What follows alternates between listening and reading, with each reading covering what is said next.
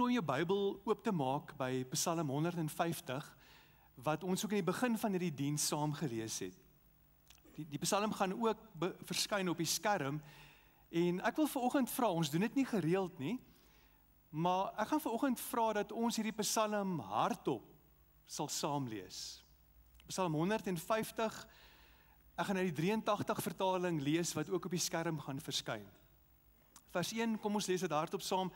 Prys die Here, prys God in sy heiligdom, prys hom hieronder sy magtige hemelgewelf, prys hom oor al sy kragtige dade, prys hom in sy magtige grootheid, prys hom met die ramshoring, prys hom met die harp en lier, prys hom met tamboerijn en koordanse, prys hom met snaarinstrumente en fluite, prys hom met simbale, prys hom met galmende simbale, laat alles wat asemhaal die Here prys, prys die Here.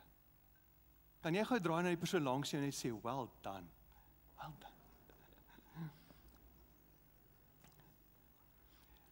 In my leeftyd, as ek dink aan aanbidding, was ek al in 'n paar verskillende omgewings, waar ons God aanbid het, saam met verskillende kulture en verskillende tale.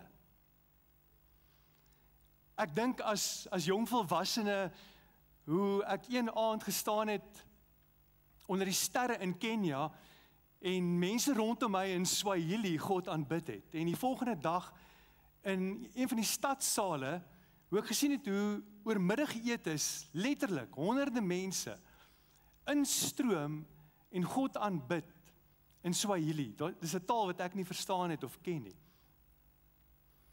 Ek dink aan tye in plakkerskamp soos Kailicha, waar ek baie tyd spandeer het, saam met mense in 'n singgebou, en ons God aanbid het in Koza. Ek dink aan 'n tyd toe ons 'n groep was wat Israel getoer het, en in verskillende pragtige kerkgeboue ontmoet het, en daar was letterlik mense van alle wêrelddele wat God aanbid het in tale wat ek nog nooit gehoor het nie. Daar's iets universeel as ons kom in aanbidding voor God. Ek dink aan 'n aand hier in Tembisa, waar ons ook God aanbid het in 'n Afrika taal, en hierdie jaar in Maart maand toe ons 4 vriende was wat ingestrompel het in 'n kerkgebou in Istanbul in Turkye, en ek gehoor het hoe God aanbid word in Turks. En daar's een woord wat in alle tale, in alle wêrelddele gebruik word in aanbidding en verstaan word in aanbidding. Dis 'n woord wat seker in meeste woordeboeke van wêreldtale tans verskyn. En dis die woord Halleluja. Ons het 'n paar keer dit vanoggend ook gesing. As ek dink aan die woord Halleluja, Halleluja wat beteken prys die Here, dan dink ek aan 'n baie bekende storie wat predikante, seker elke predikant het eers al in sy bediening hierdie storie vertel, en dalk het jy al hierdie storie gehoor. Prys die Here. Dis 'n predikant wat 'n perd verkoop het. En hy het 'n baie spesiale prys gevra vir hierdie perd, en die persoon wat hierdie perd by hom koop, hy sê vir hom ook, ek gaan eers met jou moet praat oor hierdie perd, want hierdie perd het baie spesifieke opdragte geleer. Hierdie is 'n Christelike perd. Hy sê, wanneer jy hierdie perd wil laat hardloop, dan moet jy nou nie hierdie perd 'n tikkie gee of hom sê hardloop of loop nie. Hierdie perd reageer net op prys die Here. So as jy sê prys die Here, dan hardloop en loop hierdie perd. En as jy wil hê hierdie perd moet stop, moet nou nie vir die perd sê wow of stop nie. Jy kan seker al dink wat die woord is wat hierdie perd laat stop. Die woord amen. En hierdie man is in sy noppies, hy betaal vir hierdie perd, en daar is hy weg. Hy roep uit prys die Here, en die perd begin te loop. En soos wat hy op pad huis toe is daar skielik 'n springhaas in die veld, en die perd skrik, en hierdie perd begin baie wild, sonder dat daar enige beheer is, amper te hardloop. En hierdie man raak angstig, hy vergeet van die opdragte wat hy in hierdie perd moet gee. En hy sien, hierdie perd is op pad na hierdie afgrond, en hy weet, by die afgrond, 300 meter onder die afgrond, is daar 'n rivier. En net voor hierdie afgrond, onthou hy skielik van hierdie opdrag, en hy roep uit, Amen! En hierdie perd stop op hierdie afgrond. Hierdie man is verlig, en hy sien die rivier 300 meter daaronder, en wat hy uitroep is, prys die Here.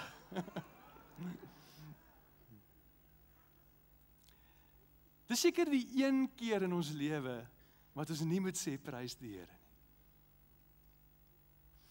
Psalm 150 begin met prys die Here. Hierdie psalmboek met die 150 psalms, onthou ons gesê hierdie is die gebedsboek, die aanbiddingsboek ook van Jesus, eindig met hierdie woorde, prys die Here, halleluja. Inteendeel, die laaste 5 psalms, Psalm 164, 165, 166, 7, nee, nou is ek heeltemal verkeerd. 146, julle moet my reg help asseblief. 146, 47, 48, 49 en Psalm 150. As jy gaan blaai in jou psalmboek, gaan jy sien, al 5 hierdie psalms begin en eindig met prys die Here, met halleluja. Hierdie psalms word nie verniet die halleluja psalms genoem nie.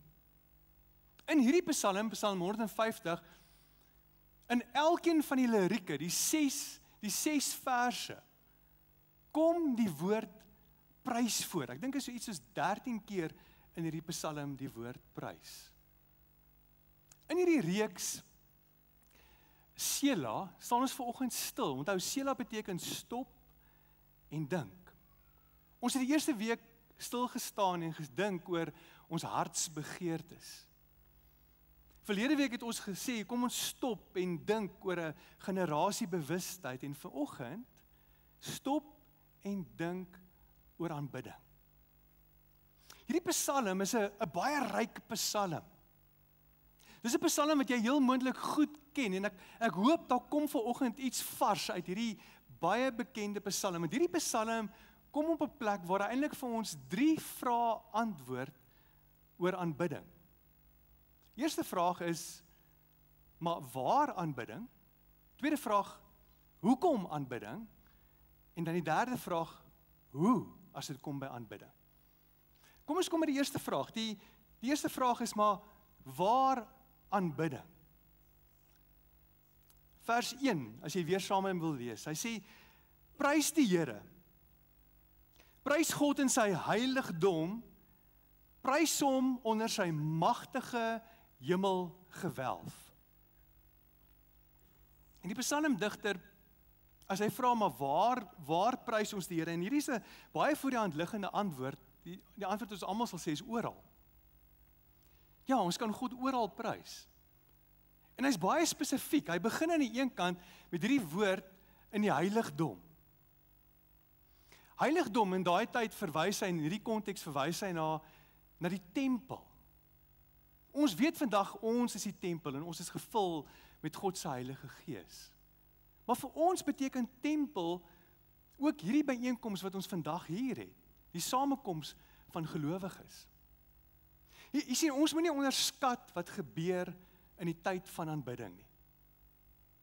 Ja, ons weet dat aanbidding kan oral gebeur, kan by jou huis ook gebeur, en ek wil jou regtig aanmoedig, as jy dit nog nie doen nie, om privaat aanbidding deel van jou geloofsgewoontes te maak. Dit is privaat aanbidding wat jou en my uiteindelik voorberei vir hierdie gesamentlike aanbidding. Elke week neem ek 1 of 2 van die aanbiddingsliedere wat ons op 'n Sondag sing, en ek luister dit deur. Hierdie aanbiddingslied, 1000 Hallelujahs. Gistermiddag tydens my gebedstyd, vanoggend vroeg, het ek hierdie lied geluister en deurbid. Want privaat aanbidding berei my voor vir gesamentlike aanbidding. Wat gebeur met gesamentlike aanbidding? En ek wil vir jou noem dat alles wat ons hier sing, is beskikbaar aanlyn. En gaan huis toe vandag byvoorbeeld, en vat een van hierdie liedere, en gaan sing dit deur.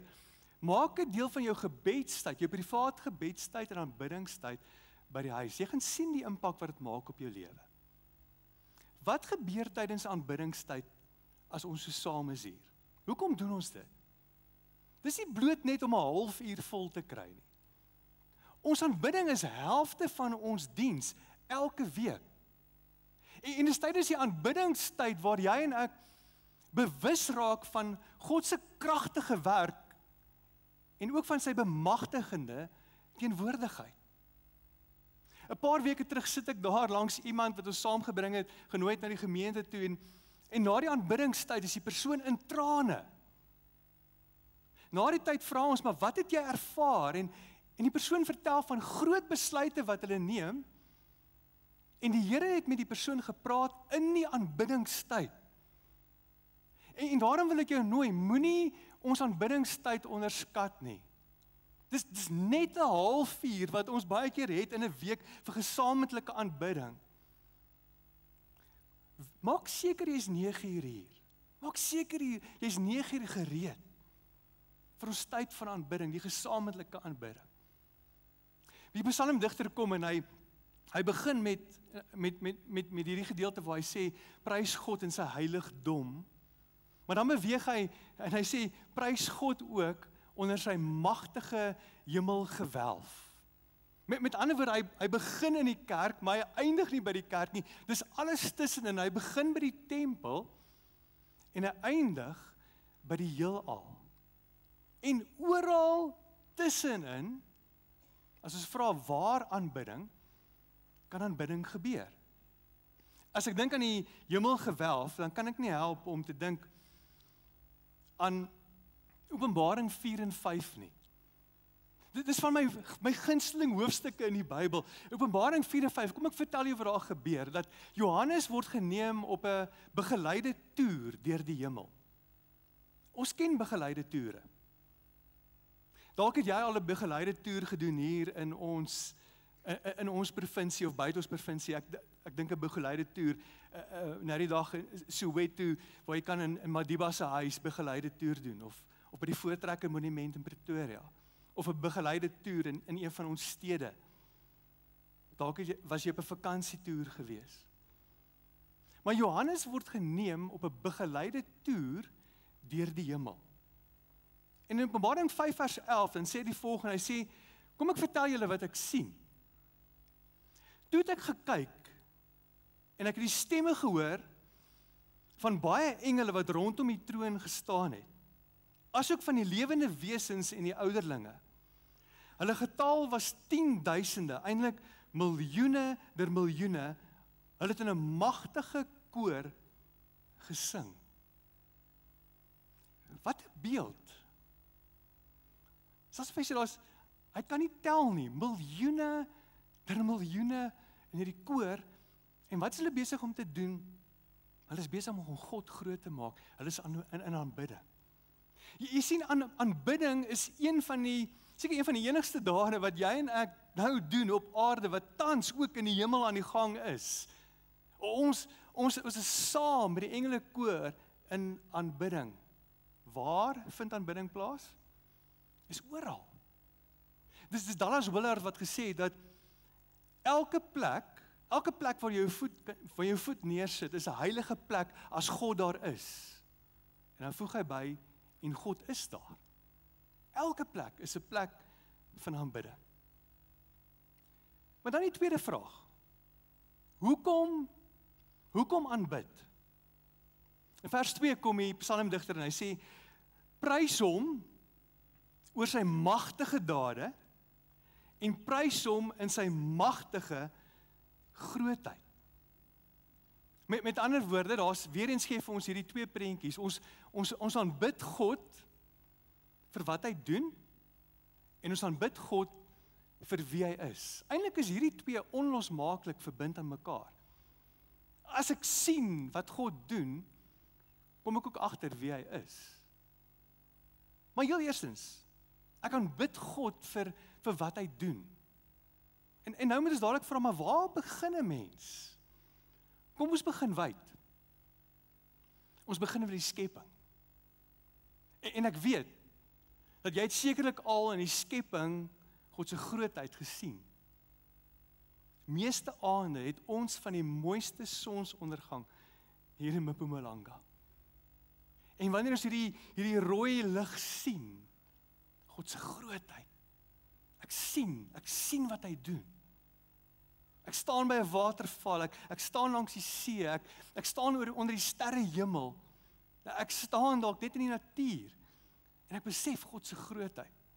Ons begin wyd, maar ons kom nader, ons kyk na ons eie lewens en dalk is daar iets in jou eie lewe wat jy ervaar, dis wat God gedoen het. As ek oor ons gehoor kyk, sien ek mense wat al vryheid ervaar het deur die werk van God. Wie se huwelike vernuwe is, wat in hulle werksplekke 'n deurbraak beleef het, en ek prys God vir wat hy doen. Dan natuurlik, die feit dat hy sy seun, Jesus Christus vir my gegee het, is genoeg rede om God te loof en te prys. Maar dan sê die psalmdigter, ek prys hom oor sy magtige dade, en ek prys hom ook bloot vir wie hy is. As ek dink aan wie God is, probeer ek dink aan 'n praktiese illustrasie, wat vir my help om God se grootheid net te kan probeer 'n greep omkry. Kom ons gebruik ons verbeelding. Daar's 'n vrou wat 'n juweliersstuk geërf het by haar ouma. En hierdie stuk juweliersware was al vir 'n geruime tyd in hulle familie gewees. Inteendeel, hy het rondgelê en baie keer die familie nie eens geweet waar hierdie juweliersware is nie. Uiteindelik erf sy hierdie juweliersware. Sy besluit op 'n dag om hierdie juweliersware te neem sodat iemand dit kan waardeer. En hierdie persoon sit daai brilletjie op, ek weet nie wat noem jy dit nie, en hy begin hierdie juweliersware te ondersoek. En ons vir 'n paar minute stilte terwyl hy ondersoek. Hy neem dit in sy hand, hy draai dit, kyk en kyk weer. Hy kyk na die stene, hy kyk na die helderheid. Hy kyk na hoe dit geslyp is, hoe dit in mekaar gesit is. Uiteindelik na 'n paar minute van stilte, sit hy hierdie stuk juweliersware neer en hy haal diep asem en hierdie brilletjie van hom spring amper af en hy sê, mevrou, weet jy wat jy hier het? Hy sê, hierdie stuk juweliersware is so skaars. In my lewenstyd het ek nog nooit so iets gesien nie. Hierdie is meer werd as alle juweliersware in my winkel. Inteendeel, hierdie is meer werd as alle juweliersware wat ek vir die laaste 30 jaar in my winkel gehad het. En skielik besef hierdie vrou wat sy in haar hande het. Dis Tim Keller wat aanbidding as volg beskryf. Hy sê, worship is an act of ascribing ultimate value to God. Dink gou oor daai stelling. Ascribing ultimate value. So ek besef wie God is. Dit is nie toevallig dat die Engelse woord worship van die woord worship afkom nie. Dit is wanneer ek besef wie God is, dat dit my bring by 'n plek van aanbidding. Herinner dit jou aan een van die liedere wat ons vanoggend gesing het? Who else is worthy? Hy is die hoogste, hy is die waardevolste, as ons daai woord kan gebruik. Hy is alles waardige. En iets gebeur wanneer jy en ek aanbid, dat elke keer wanneer ons aanbid, of dit hierdie gesamentlike aanbidding is, of wanneer dit aanbidding by my huis is, elke keer in aanbidding, dis asof my hart geheroriënteer word, en ek besef wie God is, die een wat die allerhoogste is, die enigste een wat waardig is. En as ons sien God se waarde, God se grootheid, hoe kan ons anders as om ons hande op te lig? Dit raak my hele wese. Dit raak my intellek. My brein skakel nie af in tye van aanbidding nie. Dit raak my intellek. Waar ek herinner word aan die woord en God se grootheid. Maar jy is nie net 'n intellek of 'n brein nie. Dit raak die res van my menswees, dit raak my liggaam. Dat my liggaam op 'n plek kom en ek kan nie anders as hande te klap uit dankbaarheid nie. Ek dink aan Eksodus 15, een van die eerste aanbiddingsliedere wat geskryf is in die Bybel. Hoe die volk Israel gelei is deur die Rooi See. Nou kan jy dink, jy staan daar, 400 jaar van slawerny is agter jou. Jy weet nie hoe die ding gaan uitspeel nie. Jy sien die vyande agter jou en God kloof die see voor jou oop. Jy trek deur die see gaan toe oor jou vyande en jy's vry en veilig aan die ander kant. Wat was hulle eerste reaksie? Hulle eerste reaksie was aanbidding. Eksodus 15 word 'n lied van aanbidding geskryf. Hande word opgelig. Daar's tye waar ons hier is in gesamentlike aanbidding, waar ons liedere sing en waar ek in my eie lewe dink aan die vryheid wat Jesus vir my gebring het, 'n nuwe lewe gebring het. En ek kan nie anders as om my hande op te steek en hande te klap nie. Hoe kan ons anders as ons besef van God se grootheid? Aanbidding raak my intellek, dit raak my liggaam, dit raak my emosie. Soms raak ons ook emosioneel in aanbidding. Daar's tye waar jy oorweldig voel as dit kom by vreugde. En daar's tye waar jy trane nie kan keer nie. Waar God hierdie onsigbare werk in ons lewens kom doen deur aanbidding. En daar's soveel voorbeelde in die Bybel waar God 'n diep werk kom doen in mense se lewe bloot deur tye van aanbidding, deur musiek. Daar was nie eens gesing gewees deur musiek. Moenie onderskat wat die Here wil doen in ons lewens deur tye van aanbidding. Daar's 'n derde vraag wat geantwoord word en hier is een van my gunsteling vrae van hierdie Psalm, maar hoe aanbid? Hoe moet ons nou aanbid? Kom ons gaan terug na die Psalm toe. Ek wil lees daar vanaf vers 3 tot 6. As jy prys hom met die ramshoring, prys hom met die harp en lier, prys hom met die tamboerijn en met koordanse, prys hom met die snaarinstrumente en met fluite, prys hom met simbale. Nou wil party van julle sê, ek kan ons nie daai uit die Bybel uithaal nie. Die dromme. En dan gaan hy aan, hy sê, prys hom met galmende simbale. Karla, jy moet hierdie opsit in jou musiekklas, met galmende simbale. Nou. En dan sê hy, laat alles wat asemhaal, die Here prys. Prys die Here. Hierdie psalmdigter begin, hy begin met instrumente en hy eindig met asem. Nou, hy begin met instrumente. Jy sien, as ons kyk na hierdie verhoog, elkeen op hierdie verhoog is 'n aanbiddingsleier. Die persoon wat agter hierdie dromme sit, wanneer ons by mekaar kom, is besig om aanbidding te lei op hierdie instrument.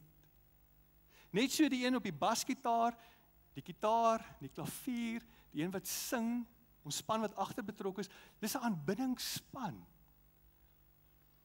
En daar's tye waarvan die dromme deurkom en daar dalk nie gesing word nie. Maar dis aanbidding. As jy onthou die eerste week van Sela wat ons gesien het, wat is Sela? Sela beteken baie keer hierdie musikale tussenspel. Daar's tye waar die persoon op klavier, waar ons stemme stiller raak en die klavier aanhou speel. Sela, 'n tussenspel, dis aanbidding. Hy begin met instrumente, maar die laaste noot van hierdie psalm is ons asem. Is asem. En soms kom ons net op 'n plek waar ons God aanbid met ons asem.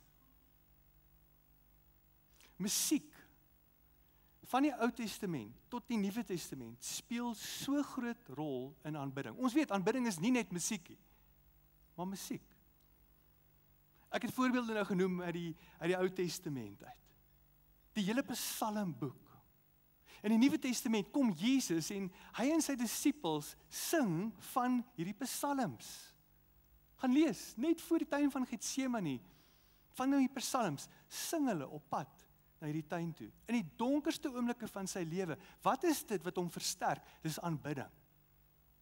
Aan die kruis sing Jesus psalms, onder andere Psalm 22. In die Nuwe Testament lees ons, jy begin met die boek Handelinge, die rol van aanbidding, 'n bekende voorbeeld, Paulus en Silas in die tronk, middernag, toegesluit, aanbidding. Die tronkdeure breek oop, daar's vryheid wat kom. Is daar 'n verslawing in jou lewe? Is daar goed wat jou vashou?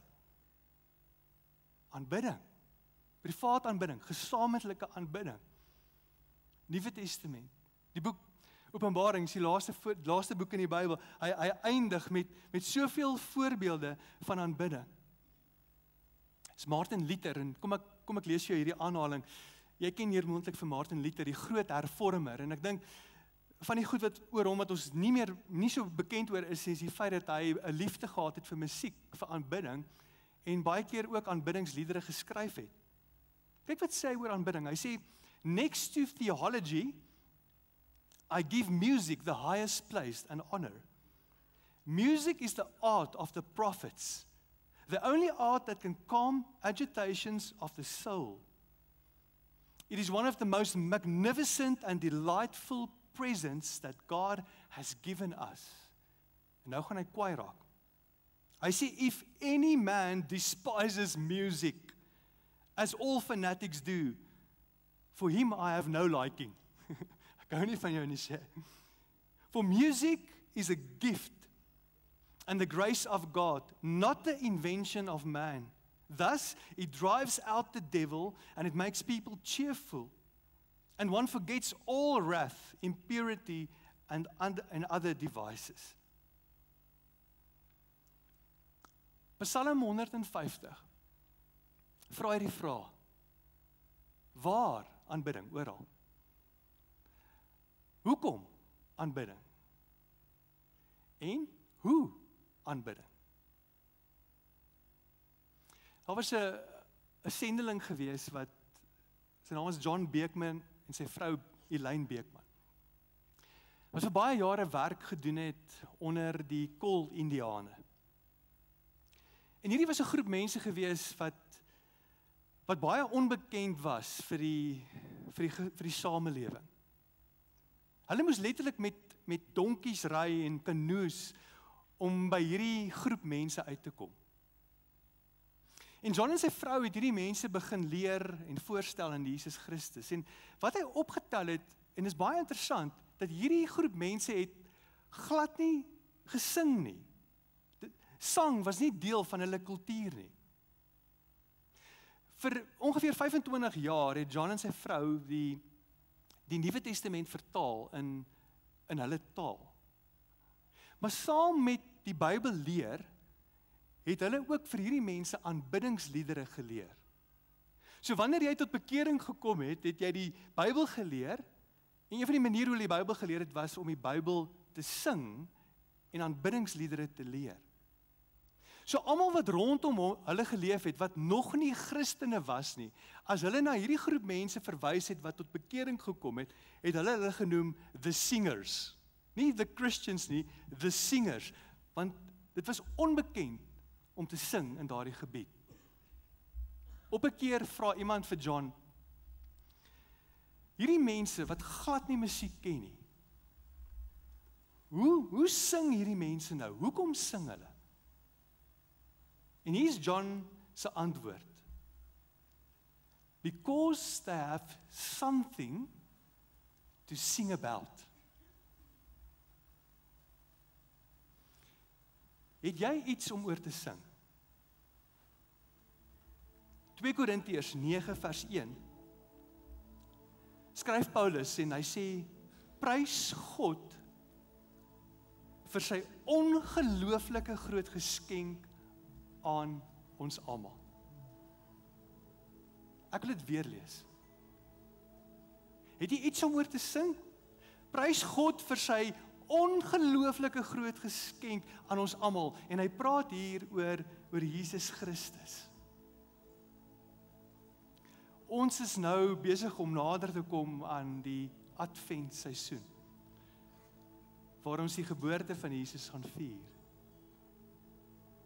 En Lukas Evangelie, as jy lees oor die geboorte van Jesus in die Lukas Evangelie, voel dit vir jou asof jy in 'n musiekblyspel is. Dit vang jou onverwags. Ek onthou, ons dogter het ons genooi jare terug om saam met haar fliek toe te gaan en julle ken hierdie fliek, Mamma Mia. Opgewonde om Mamma Mia saam met haar te gaan kyk en binne die eerste paar minute sing hierdie mense. En ek onthou ek het soveel gekyk, wat gaan hier? Ek het nie myself ingeskryf hiervoor nie, dis 'n onverwagse musiekspel. Ek wil 'n fliek kom kyk en nou sing hulle. Dis wat Lukas doen. Lukas vang ons onverwags. Want almal sing by die geboorte van Jesus. Maria sing.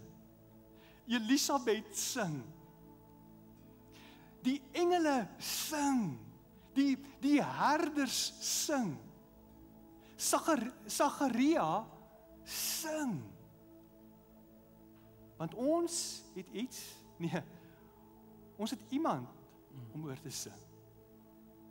Ons kan nie anders, as ek God se werk in my lewe ervaar, kan ek nie anders, asof kan ek die woord gebruik, uit te bars in 'n lof ontploffing. Sela, mag aanbidding altyd 'n ritme, geloofsgewoonte deel wees van ons lewens, van jou lewe, van my lewe. En mag jy ook hierdie Kerstyd van jou vriende en familie nooi vir ons Kerssangdiens en vertrou dat die Here ook deur elkeen van daai liedere nie net 'n werk in jou lewe nie, maar 'n werk in jou vriende en jou familie se lewe sal kom doen. Kom ons roep uit. Halleluja, halleluja, prys die Here.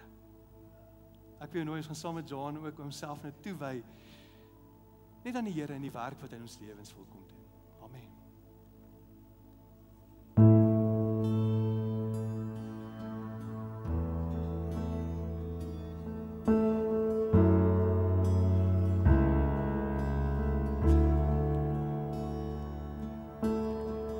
Lord, is my heart again. I come just as I am.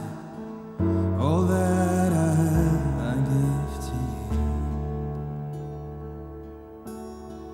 I don't have much to bring, faith like a mustard seed. All that I have, I give to you. I put all my hope and trust in your promise. Oh, I'm reaching for the hem of your garment. Oh, I'm desperate for you, Jesus. I won't live without you. I want your presence. I'm after your heart. Where you are, I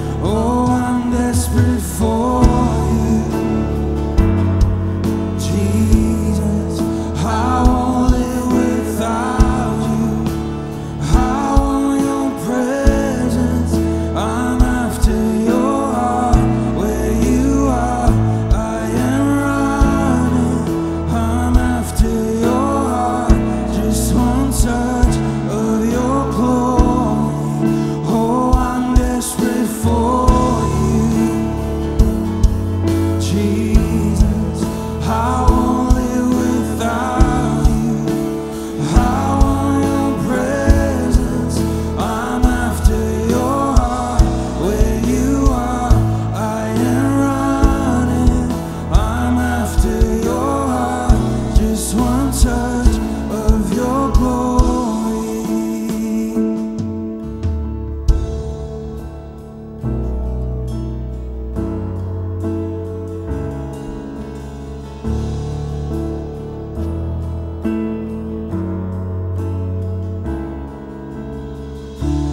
Come down, fall down. I wanna see you, Jesus.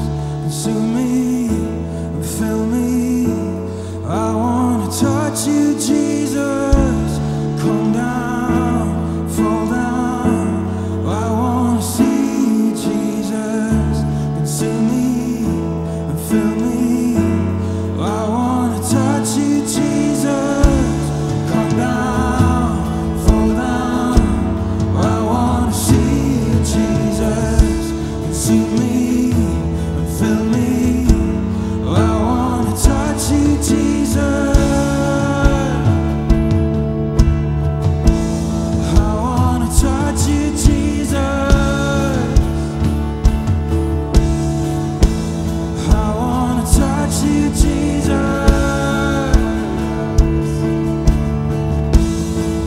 Oh, I'm desperate for you, Jesus. I won't live without you. I want your presence. I'm after your heart. Where you are, I am running. I'm after your heart. Just one touch of your glory. Oh, I'm desperate for you, Jesus. I won't live without you. I want your presence. I'm after your heart. Where you are, I am running. I'm after your heart. Just one touch of your glory. Oh, I'm desperate for you, Jesus.